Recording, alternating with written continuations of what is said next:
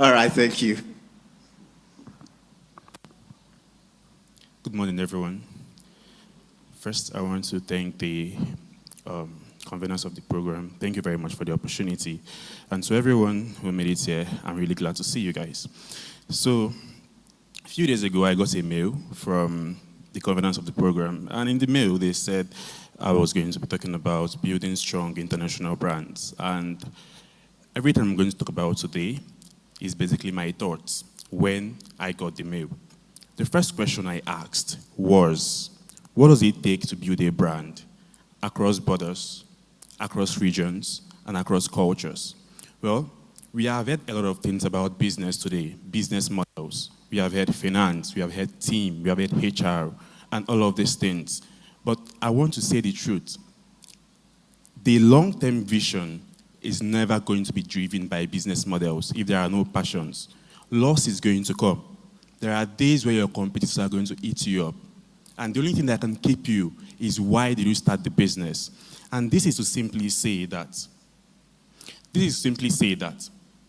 your brand doesn't start the day your business launched, or the day you made a logo, or the day you made a flyer, or the day you got your first sale. Your brand started the very point you got an idea to start a business, the very point you had an obsession to solve a problem. That particular point, your brand started. And this is to furthermore say that you are the first brand of your product. Understanding that your product gives a perception, which we now call brand. How people feel, how people think about you, how people think about your product, how people feel about your product, how people feel before they reached out to you, how people feel while they were communicating with you, how people feel after they bought your products or your services. And so, if you want to build an international brand, you have to ask yourself, have I thought about my product myself as international? Or am I simply just running the product to get profits so I can survive? So here is it. Well, I'm a brand strategist, and if I'm doing any business just to make money initially, I don't do branding for it. I create a product, I reach out to the target audience, I sell it off, 6 months, I'm done. But if I want to build a sustainable business, I take out a lot of time personally for my meditation, making sure that I myself, who is about to be a visionary of this business, of this impact, already feels perfect, already feels fulfilled, that I'm about to solve a real problem. This is to say that business and branding, the difference and why they make up each other is that business does more about finance, how you manage your losses, your debts, your taxes, and all of that. But what branding does is it keeps you in the business. When the competitors come, how do you fight them? It's not true business. Because at some point, your prices might want to increase. Well, you are going to say, since my competitor is selling at 50K, I can't go to 100K. Meanwhile, you're making losses. But what branding can do is this. You can sell a product of 50K for 150K if you have built the right perception. So, I have a question for everyone who already runs a business. One question is this.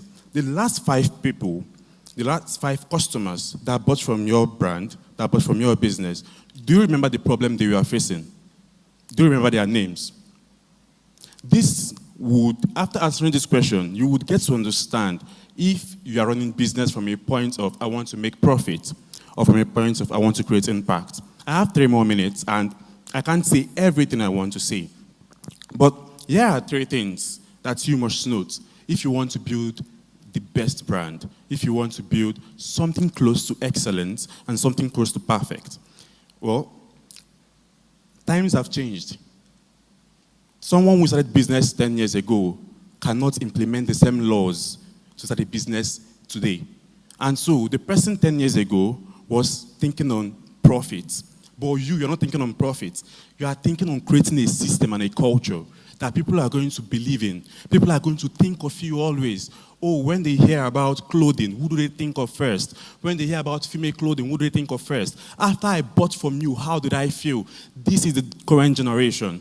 And so, for you to create that impact, it starts from you, your mindset. Secondly, you're about to embed a culture on people who have had beliefs while they were growing up. For you to embed this culture, you have to become a leader. This is to say that you must not be the CEO of a business before you own the business. Here, if you have a problem that you find very, very profitable, well, you can focus on the profit part. Look for someone who is a visionary to run the business. In the current age, if you're not a visionary, don't take the lead role of any business. If not, you're going to make lots of mistakes because all your goals and all your collaborations is just going to be that, let me make money. Where is the next money coming from? And at the end of the day, you're going to end up running business for 2 years, and all you have to show for it is money, not impact.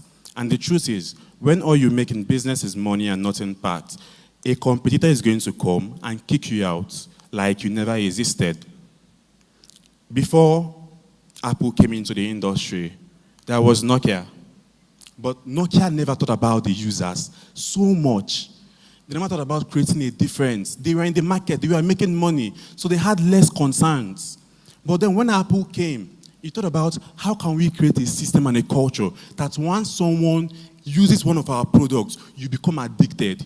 This is how you should make people feel. Even if you sell wigs, your packaging, your communication, the way you talk to your customers, find out the actual problems they are facing and help them solve the problems. Build a connection outside just business. And the last one is, when you have figured out the mind and why you want to run your business, when you have figured out where your business is headed in 5 years, you can break this vision into months and into years until it matches up the 5 years. Vision expands. Vision does not stay at the same place for a very long period of time.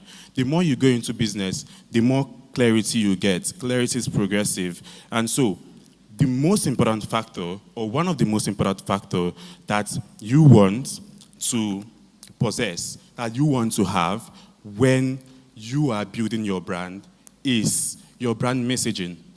Once you understand the person you are communicating your product to and how they feel and the problem they are facing, then you can better connect with them emotionally.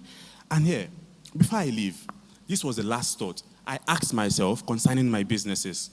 1 minute.